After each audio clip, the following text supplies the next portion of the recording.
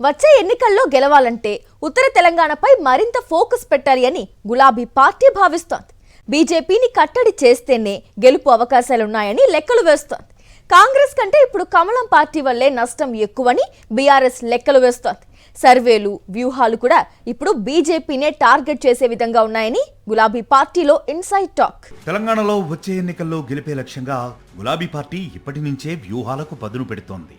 గతంలో తమకు గట్టిపట్టున్న ప్రాంతాలను తిరిగి తమకు అనుకూలంగా మలుచుకునే ప్రయత్నాలు ప్రారంభించింది. ముఖ్యంగా ఉత్తర తెలంగాణపై ప్రత్యేకంగా దృష్టి పెట్టాలని బీఆర్ఎస్ భావిస్తున్నట్లుగా తెలుస్తోంది.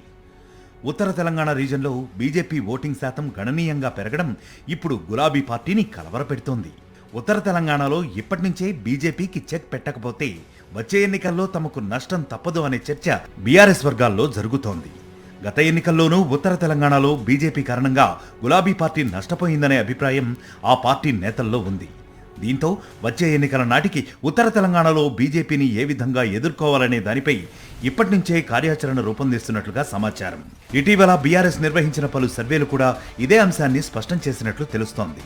దీంతో ఉత్తర తెలంగాణలో బీజేపీ దూకుడుకు కళ్లెం వేసే దిశగా గులాబీ పార్టీ వ్యూహాలు సిద్ధం చేస్తోంది. ఉత్తర తెలంగాణ జిల్లాలు ఉద్యమకాలం నుంచే బీఆర్ఎస్ కు అండగా నిలిచాయి.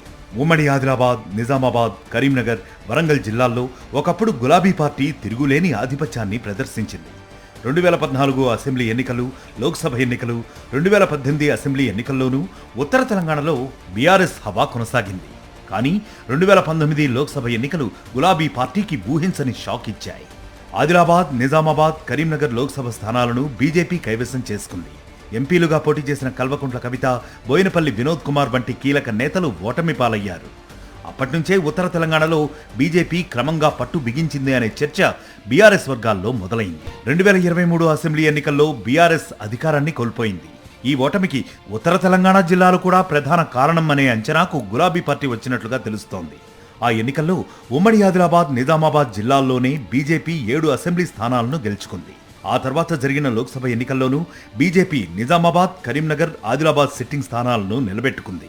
2019 నుంచి బీజేపీ ఉత్తర తెలంగాణ జిల్లాల్లో బలపడుతూ వస్తోందని బీఆర్ఎస్ అంచనా వేస్తోంది. అందుకే బీజేపీకి చెక్ పెట్టేందుకు యాక్షన్ ప్లాన్ను ప్రారంభించాలని గులాబీ పార్టీ భావిస్తోంది. ఉత్తర తెలంగాణలో బీజేపీ ప్రభావం ఎంత, ఏ ప్రాంతాల్లో బలంగా ఉంది, ఆ పార్టీకి ఓటు బ్యాంకు ఎందుకు పెరుగుతోంది అనే అంశాలపై బీఆర్ఎస్ వరుసగా సర్వేలు నిర్వహిస్తున్నట్లు తెలుస్తోంది. రాష్ట్రంలో కాంగ్రెస్ ప్రభుత్వం అధికారంలోకి వచ్చి 3 ఏళ్లు పూర్తి చేసుకోబోతోంది. ప్రభుత్వం పనితీరు ఎలా ఉంది, వచ్చే ఎన్నికల్లో ప్రజల తీర్పు ఎలా ఉండబోతోంది అనే అంశాలపైన బీఆర్ఎస్ పార్టీ సర్వేలు నిర్వహిస్తోంది. ఈ సర్వేల్లో కీలకమైన అంశం ఒకటి బయటపడ్డట్లు గులాబీ వర్గాల్లో చర్చ జరుగుతోంది.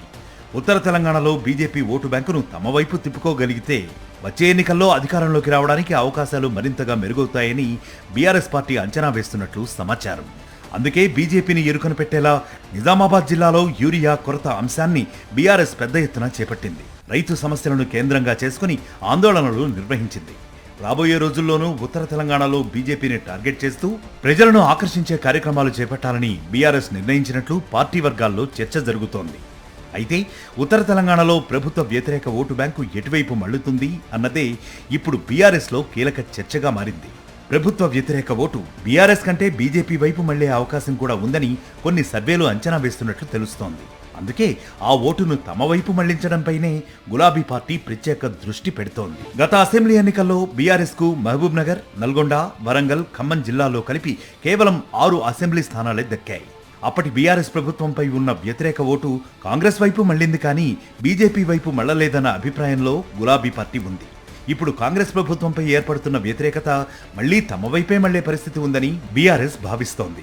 వచ్చే ఎన్నికల్లో మహబూబ్ నగర్, నల్గొండ, వరంగల్, ఖమ్మం జిల్లాల్లో బీజేపీ వల్ల తమకు పెద్దగా నష్టం ఉండదనే అంచనాతో బీఆర్ఎస్ ఉన్నట్లు తెలుస్తోంది.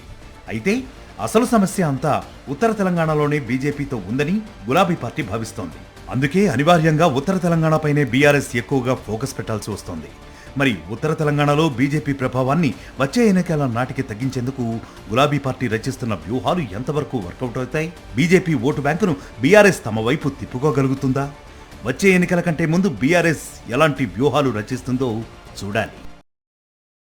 మరిన్ని అప్డేట్స్ కోసం ఛానల్ ను సబ్స్క్రైబ్ చేయండి. నోటిఫికేషన్స్ కోసం బెల్ ఐకాన్ పై క్లిక్ చేయండి.